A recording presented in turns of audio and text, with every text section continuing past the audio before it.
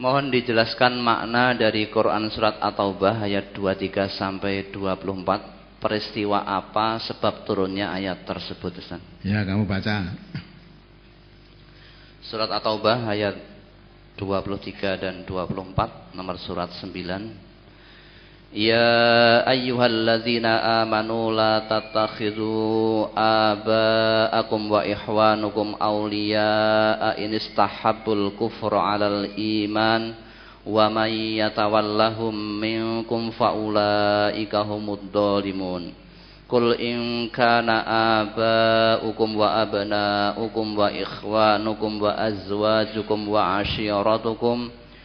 ashiratukum wa amwalun iqtaraftumuha wa tijaratun takhshawna kasadaha wa masakinu tardawnaha ahabba ilaikum minallahi wa rasulihi wa jihadin fi sabilihi fatarabbasu hatta ya'tiyallahu bi amrih wallahu la yahdil qaumal fasiqin. Hai orang-orang yang beriman, janganlah kamu jadikan bapak-bapak dan saudara-saudaramu pemimpin-pemimpinmu jika mereka lebih mengutamakan kekafiran atas keimanan. Ya. Dan siapa di antara kamu yang menjadikan mereka pemimpin-pemimpinmu, maka mereka itulah orang-orang yang zalim. Ya, itu dulu. Ya. Sudah saya tahu peristiwa-peristiwa apa, tapi ayat itu sudah jelas. Ya. Jangan kamu mentaati perintah pemimpin, itu maksudnya yang ditaati perintahnya.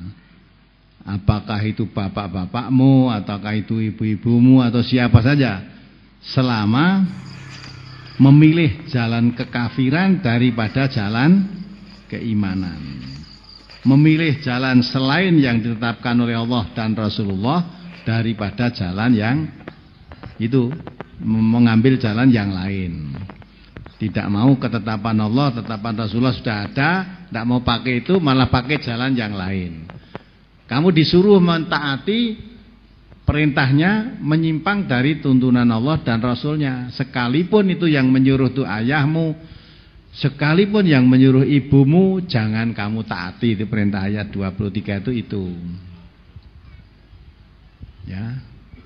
Nah terus kalau nanti tidak mau melaksanakan perintah ayah atau perintah ibu, walaupun kamu alasannya karena memang bertentangan dengan perintah Allah dan Rasulnya, akibatnya mungkin diusir, mungkin dimarah oleh ayahnya karena tidak mau mentaati dan sebagainya. Lah ayat berikutnya dibaca.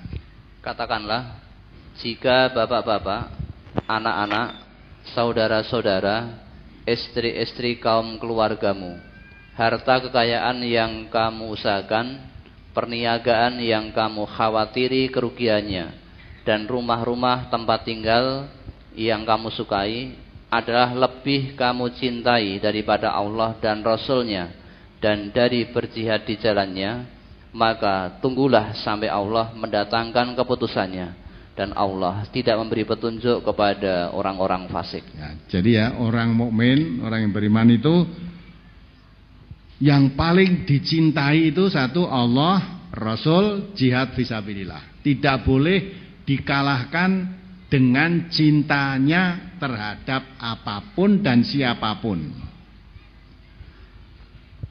Dalam ayat itu diterangkan, kul ingkana abaukum, ya, kepada bapak-bapakmu, wa abnaukum, anak-anakmu, wa ikhwanukum, saudara-saudaramu, wa azwajukum, istri-istrimu atau suami-suamimu, wa ashiratukum, keluargamu, wa amwalun iqtaraftumuha, harta kekayaan, amwal, harta benda itu, ya. Wa tijaratun tahsauna kasadaha, harta dagangan yang kamu khawatir kerugiannya. Wa masakinu tardaunaha, tempat-tempat tinggal yang kamu sukai, villa-villa, tempat peristirahatan dan sebagainya yang kamu sangat mencintainya.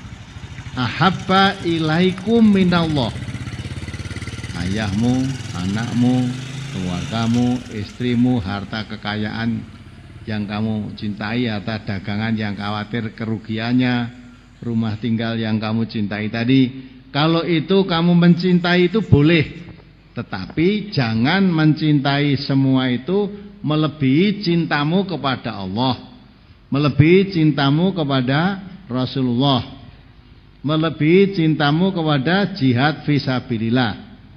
Ya, barang siapa mencintai Allah, Rasul, jihad fisabilillah, dikalahkan dengan kecintaannya kepada ayah, anak, keluarga, saudara, 8 macam tadi, maka itu kata Allah termasuk orang fasik.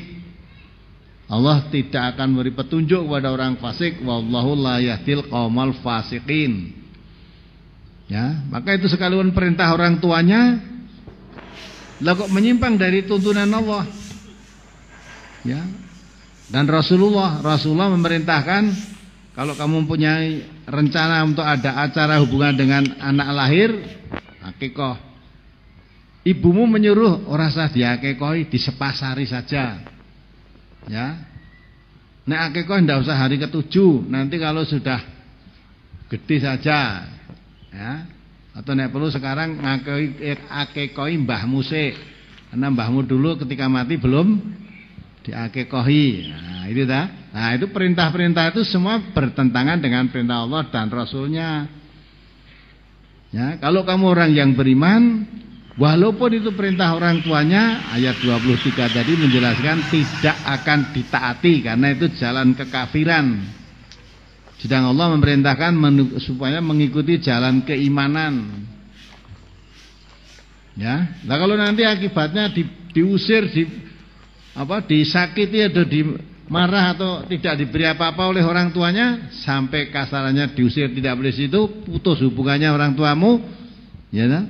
Kamu harus lebih cinta daripada putus. Kalau terpaksa harus memilih, daripada putus hubungan dengan Allah, lebih baik putus hubungan dengan orang tua yang ngajak menentang pada Allah, seperti Ibrahim.